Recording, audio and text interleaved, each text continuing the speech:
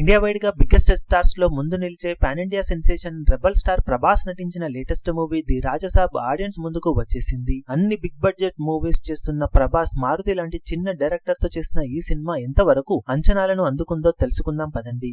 ముందుగా కథ పాయింట్ విషయానికి వస్తే, హీరో వాళ్ళ నాయనమ్మ తన నుండి విడిపోయిన తన భర్త కోసం వెతుకుతుంది. తన తాతను తిరిగి తీసుకువచ్చే బాధ్యత తీసుకున్న హీరో తన తాత కోసం ఊరు వదిలి వెళ్తాడు. ఇక హైదరాబాద్ కి వచ్చిన తర్వాత ఒక అడవిలో ఒక మహల్లో తన తాత గురించి కొన్ని విషయాలు తెలుసుకుంటాడు హీరో. ఇక అక్కడికి తన గ్యాంగ్ తో వెళ్లిన హీరో ఫేస్ చేసిన పరిస్థితులు ఏంటి అనేది మొత్తం మీద సినిమా కథ పాయింట్. ముందుగా హర్రర్ కామెడీతో మొదలైన రాజసాబ్ మూవీ తర్వాత ఫ్యాంటసీ, కమర్షియల్ ఇలా అనేక జానర్స్ కలిపి రూపొందింది. కానీ ఇక్కడ ఆడియన్స్ కి కనెక్ట్ అయ్యేది మాత్రం ఈ ఫ్యాంటసీ ఎలిమెంట్స్ కాదు. ఆడియన్స్ లో మేజర్ సీన్స్ కి ఎక్కువగా కనెక్ట్ అయ్యారు అన్న దానిపై సినిమాలో రెండు కీలక ఎలిమెంట్స్ ఉంటాయి. అదే హీరో వాళ్ళ నాన్నమ్మ కోసం తన తాతని కలపడం. కానీ నాన్నమ్మ మరియు మనడో మధ్య ఎమోషనల్ సీన్స్ ఏవి పెద్దగా కనెక్ట్ అవ్వలేదు. అసలు ఆ సీన్స్ ను డైరెక్టర్ సరిగ్గా ఎస్టాబ్లిష్ కూడా చేయలేదు. ఇక విలన్ అయిన సంజయ్ దత్ ఎందుకని తన భార్యను ద్వేషిస్తాడు, ఎందుకని బంగారం బంగారం అని తాపత్రయపడి చివరికి వాటిని అనుభవించకుండానే ఉంటాడు, తాత మనవడు వచ్చే మధ్య సీన్స్ ఎందుకని అంత పెద్ద ఇంపాక్ట్ ను క్రియేట్ చేయలేకపోయాయి అన్నది డైరెక్టర్ అసలు ఎస్టాబ్లిష్ చేయలేడు. ఆల్మోస్ట్ సినిమా 3 గంటలకు పైగా రన్ టైమ్ తో తెరకెక్కింది.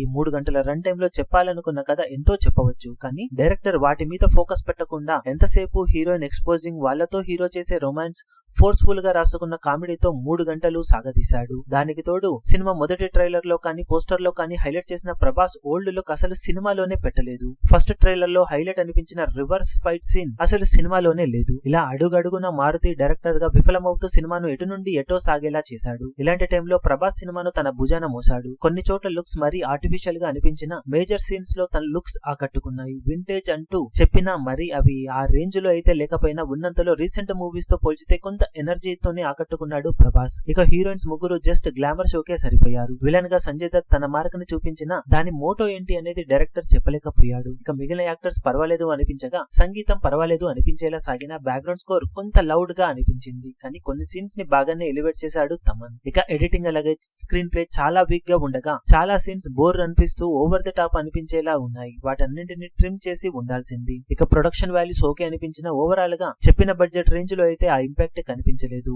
ఓవరాల్ గా ది రాజసాబ్ మూవీ రాసుకున్న పాయింట్ డిఫరెంట్ గా ఆకట్టుకునేలా ఉన్న, డైరెక్టర్ ఏమనుకొని ఏమో తీశాడు అనిపించింది మొత్తం మీద సినిమా చూసిన తర్వాత. ఉన్నంతలో ప్రభాస్ కోసం ఓపిక ఎక్కువ చేసుకుని చూస్తే యావరేజ్ రేంజ్ లో అనిపించవచ్చు. సినిమాకి ఓవరాల్ గా మేమిస్తున్న rating 2.25 stars out of 5 stars. మీరు సినిమా చూసినట్లయితే మీకు సినిమా ఎలా అనిపించిందో కింద కమెంట్ సెక్షన్ లో చెప్పండి.